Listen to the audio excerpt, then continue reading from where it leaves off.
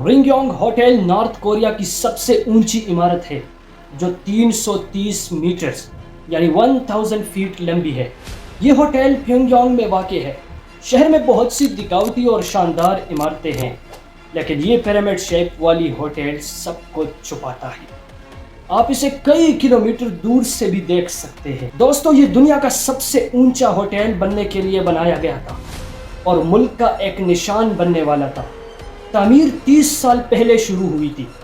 कुछ सालों बाद एक खाका तैयार था, मगर आज तक इस होटल ने एक भी मेहमान की मेहमान नवाजी नहीं की। पूरी इमारत कई दिहाइयों से खाली पड़ी है। क्यों?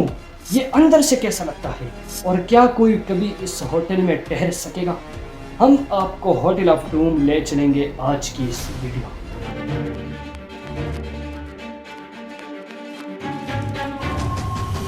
नॉर्थ कोरिया दुनिया का सबसे आइसोलेटेड कंट्रीज में से एक है। टोटलिटेरियन रजीम कभी भी डिक्टेटरशिप में जिंदगी के असल झलक नहीं दिखाता, मगर नॉर्थ कोरिया बाहर की दुनिया को कैसे नजर आता है ये मुल्क के लिए बहुत इंपॉर्टेंट है। हुकूमत ने कैपिटल प्योंगयांग में बहुत से प्रेस्टिजियस मॉन्यूमेंट्स बनाए हैं, शानदार स्काईस्क्रैपर्स और इम्प्रेसिव स्टैचूज। ये साबित करने के लिए है कि मुल्क कितना मॉडर्न, रिच और स्टेबल है। दोस्तों, रिंगयोंग होटल को समझने के लिए हमें मुल्क के हिस्ट्री पर एक नजर डालनी होगी। तो आइए दोस्तों, हिस्ट्री पर चलते हैं। 1945 तक कोरिया एक जापानीज कॉलोनी था। ये सब तब बदल गया जब जापान ने सेकेंड वर्ल्ड वॉर में हार मान ली। कोरिया को दो हिस्सों में तकसीम कर दिया गया। एक हिस्सा यूएसए ने कब्जा कर लिया और दूसरा सोवियत यूनियन ने। इसके नतीजे में साउथ कोरिया एक डेमोक्रेसी बन गया और दुनिया के लिए खुल गया, और नॉर्थ कोरिया एक टोटलिटेरियन स्टेट बन गया कम्युनिज्म के झंडे के नीचे। दोनों मुल्क दुश्मन बन गए। 1986 में एक साउथ कोरियन कंपनी ने सिंगापुर में एक होटल बनाया। उस वक्त दोस्तों ये दुनिया का सबसे लंबा होटल था। 2 साल बाद साउथ कोरिया ने ओलंपिक्स होस्ट किया, जो मुल्क के लिए बहुत बड़ा मान था। लेकिन दोस्तों, उस वक्त के नॉर्थ कोरियन डिक्टेटर किम इल सन, जो कि लीडर रह चुके हैं 1946 से 1994 तक, उन्हें ये डेवलपमेंट बिल्कुल पसंद नहीं आई। तो दोस्तों, रजीम ने जवाब दिया। 1989 में नॉर्थ कोरिया ने world festival of youth and student host किया। 177 मुल्कों से ज्यादा के 10,000 लोगों ने कैपिटल का दौरा किया। इस फेस्टिवल के लिए मुल्क ने प्योंगयांग को चमकाने के लिए $4 बिलियन खर्च किए। रिंगयोंग होटल के प्लान्स बिल्कुल अलग थे। बिल्डिंग को 3 विंग्स के साथ डिजाइन किया गया। हर एक 75 डिग्री के एंगल पर झुकता है और ऊपर कोन की तरफ मिलता है। इसका शेप पिरामिड, माउंटेन या शायद रॉकेट जैसा लगता है। करीब 3000 कमरे 105 फ्लोर्स पर फैले हुए हैं। टोटल मेन होटल के पास 360,000 स्क्वायर मीटर्स का यूजेबल स्पेस है। इसमें एक बॉलिंग एली और एक नाइट क्लब भी रखा गया। होटल के पैनेकल पर कोन के बिल्कुल ऊपर 5 रेस्टोरेंट के लिए जगह थी। 360 डिग्री पैनोरामा का मजा लेने के लिए ये हिस्सा घूम भी सकता है। 1991 में सोवियत यूनियन टूट गया और कोल्ड वॉर खत्म हो गया। यूएसएसआर के खत्म होने के साथ नॉर्थ कोरिया अपना सबसे इंपॉर्टेंट सपोर्टर खो गया। 1 साल बाद होटल 330 मीटर की ऊंचाई तक पहुंच गया। उस वक्त ये सबसे ऊंचा था, लेकिन मुकम्मल नहीं था। सेरेमोनियल ओपनिंग कभी नहीं हुई दोस्तों, और उस वक्त कंस्ट्रक्शन का खर्चा करीब $750 मिलियन का हो चुका था।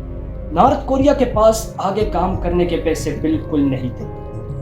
1993 में काम मुकम्मल तौर पर रोक दिया गया और बहुत लंबे अरसे तक एक वक्त का प्रेस्टिजियस प्रोजेक्ट अब मुल्क की शर्म बन गया। होटल के पास खिड़कियां भी नहीं थी, सिर्फ ग्रे शेड रह गया था। इस दौरान नॉर्थ कोरियन अवाम सख्त गुर्बत का सामना कर रही थी। साथ ही मुल्क एक शदीद इकोनॉमिक क्राइसिस में डूब गया। जबरदस्त कहत पड़ा, सप्लाई की किल्लत, बिजली की बंदिश, कोई हेल्थ केयर नहीं थी। किम जोंग इल अब मुल्क का नया डिक्टेटर बन गया। वो बाहर की दुनिया को कोई कमजोरी नहीं दिखाना चाहता था। बहुत से मामलात में उसने सियासी वजूहात के बिना पर जरूरी इंसानी इमदाद से इनकार कर दिया। इसी दौरान दोस्तों रिंगयोंग होटल अचानक ऑफिशियल फोटोग्राफ से गायब हो गया। रजीम प्योंगयांग की तस्वीरों को एडिट करवाती है पहले कि वो पब्लिश हो।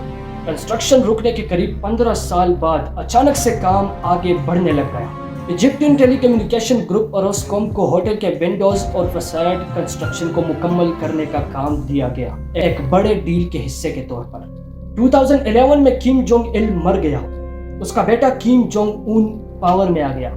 उसी साल दोस्तों होटल का काम मुकम्मल हुआ। German luxury hotel group campaigns की अनाउंस किया कि वो बिल्डिंग के अपर पार्ट में 150 होटल रूम बनाएगा। प्रेस्टिजियस इमारत के इफ्तिताह का इंतजार आखिरकार हो रहा था, लेकिन ये बेकार गया दोस्तों। 2013 में कैंपेन्स की प्रोजेक्ट को कैंसिल कर दिया गया, पॉलिटिकल टेंशंस की वजह से नॉर्थ कोरिया और वेस्ट के दरमियान। दोस्तों आज तक होटल कभी नहीं खुला, किसी को बिल्डिंग में दाखिल होने की इजाज़त नहीं, एक भी मेहमान कभी भी इनमें से किसी भी प्लान कमरे में नहीं रहा। अब इसे होटल ऑफ डूम का निक नेम मिल गया है। सबसे खूबसूरत फसाड भी इस बात से तवज्जो नहीं हटा सकती कि अंदर की दीवारें गिरना शुरू हो गई है। एक्सपर्ट का कहना है कि होटल की कंस्ट्रक्शन वाकई मजबूत नहीं है, कंक्रीट का बड़ा मास सपोर्टिंग स्टील स्ट्रक्चर से महरूम है। 2014 में प्योंगयांग में एक ऐसा ही कंक्रीट ओनली स्काईस्क्रैपर गिर गया था।